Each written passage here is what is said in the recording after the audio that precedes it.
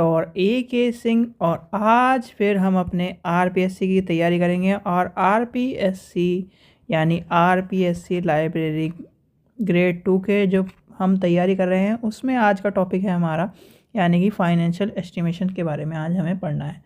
तो समय व्यर्थ न करते हुए सबसे पहले आपको क्या करना है, वीडियो को लाइक करना है, चैनल को सब्सक्राइब करना है, वीडियो को ज़्यादा से शेयर करना है और टेलीग्राम ग्रुप को ज्वाइन करके रखना है जिससे इंपॉर्टेंट इन्फॉर्मेशन मिलती रहे।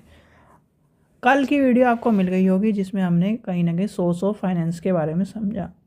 सोर्स ऑफ फाइनेंस समझ में आ गया आपको, कहाँ से आपका पैसा आ रहा है, किस तरह से हमें उस पैसे को लेना है और किस तरह से हमें यूज़ करना है। आज आता है यानी कि आपका वित्तीय मूल्यांकन, जिसे हम क्या कहते हैं,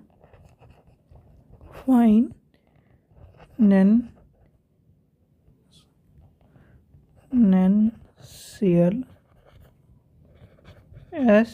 एस्टिमेशन या फाइनेंशियल एस्टिमेशन। मेट, आपको मेट भी लिखा मिलेगा, एमिशन भी लिखा मिलेगा।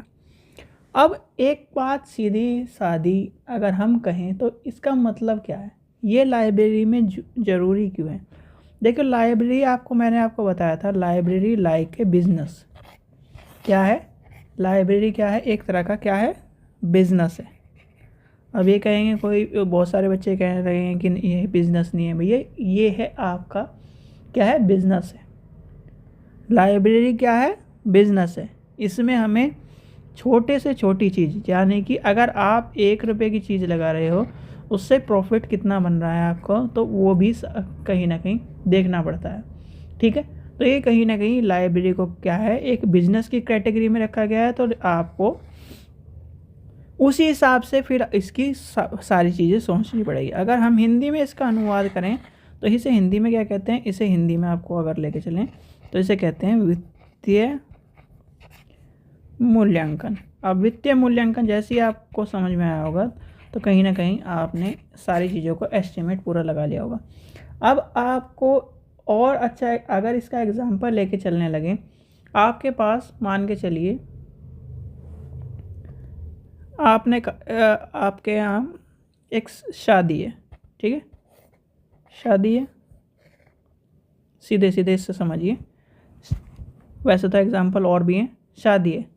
अब आपने क्या करा, आपने अपने पैसे का मूल्यांकन करा पहले तो, कि भाई मेरे पास इतना पैसा बच रहा है, इतने पैसे में ये काम करने हैं।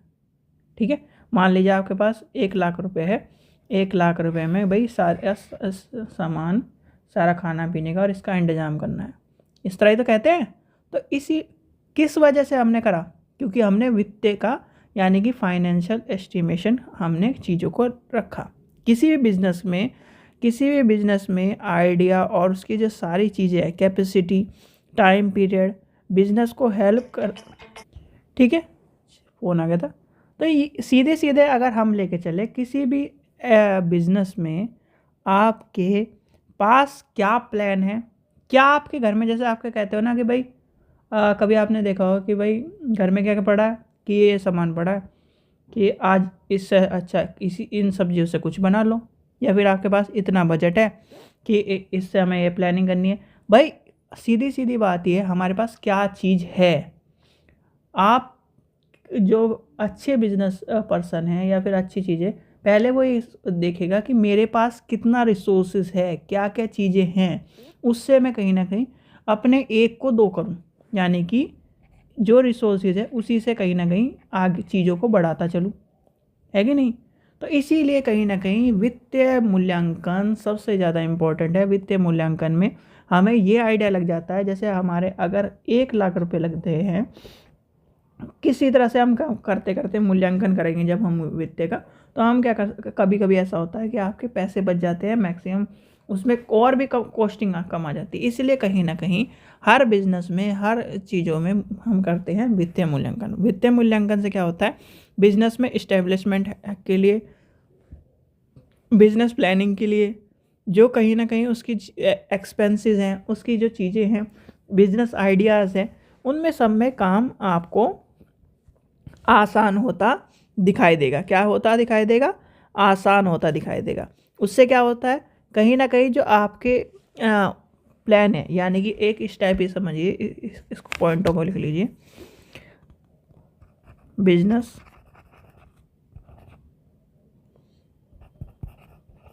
Business estimation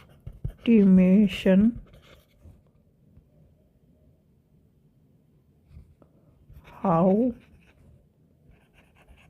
much money it will make in the next year। ठीक है भाई, आप पैसा होगा तभी तो आप बता पाओगे कि इतना मेरे को काम करना है, इतना मेरे को बजट में लगाना है, इतना नेक्स्ट ईयर में सारी चीज़ों को लेके चलना है।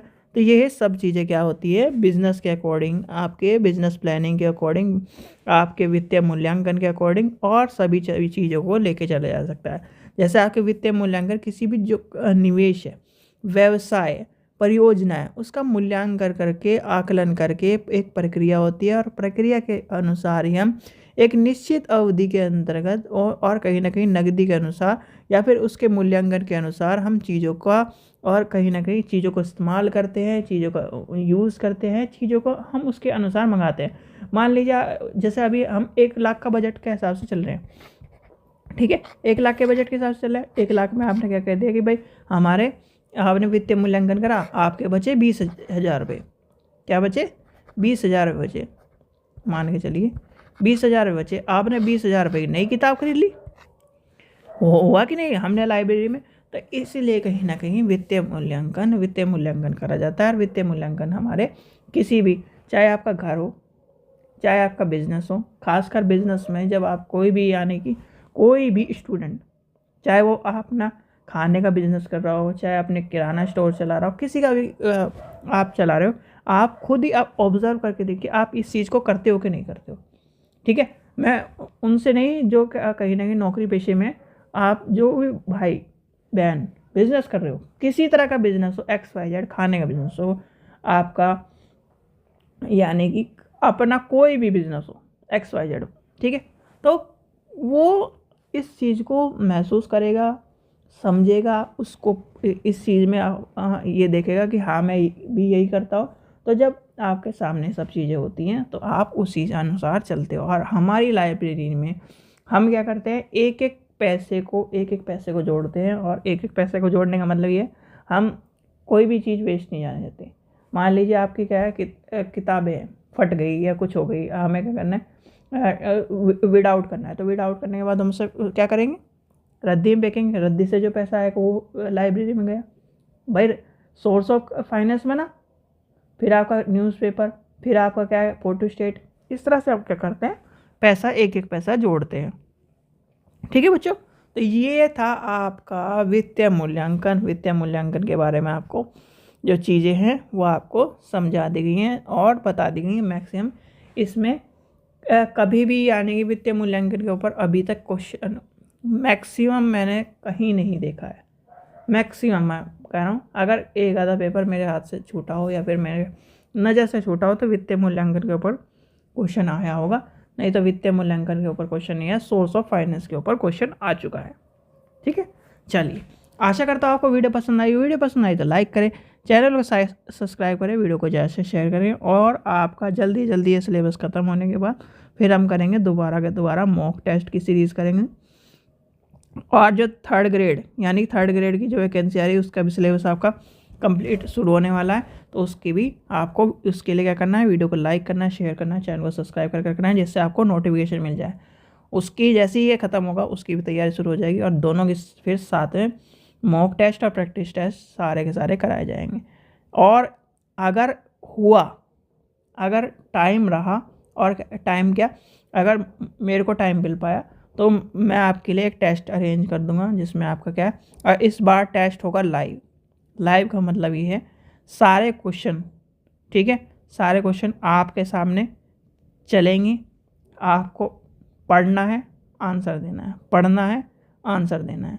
ठीक है, और लाइव का आप खुद अपने हिसाब से टाइम रख लेना, क्या टाइम रखोगे, किस टाइम से आप पेपर देना है, किस टाइम से यूज़ करना है, उन सब चीज़ों को आंसर आपका खुद का है। कमेंट आपको करके बता देना, मैक्सिमम जो भी टाइम सूटेबल हो उस हिसाब से हम देख लेंगे। ठीक है, चलिए, थैंक यू।